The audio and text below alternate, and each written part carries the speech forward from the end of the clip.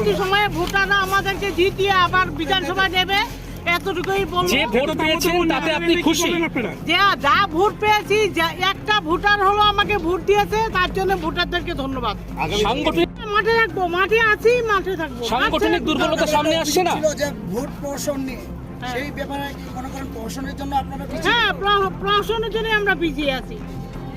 Vote লুট হয়েছে, vote দিতে যায়নি। অভিষেকে খোদ আসলেন আপনাদের এত মানে প্রচার। আরে অভিষেক ব্যানার্জি আসলে কি হবে? ভোটের দিন তার মানে ত্রিপুরার সংগঠন দুর্বল? না, সংগঠন নয়, ভোট দেওয়া হয়নি, ভোটারদেরকে বাড়ি বেরোতে দেওয়া হয়নি, ভোটারদেরকে ভোট দিতে দেওয়া হয়নি। বিরোধী ছিলাম কিন্তু কিছুই হয়নি।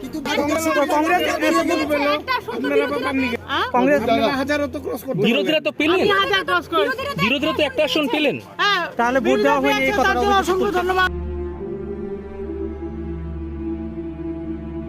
দলীয় কোনো সংগঠন নেই? দিদি কি সংগঠনের দুর্বলতা? রাজীব বন্দ্যোপাধ্যায় ব্যর্থ বলবেন?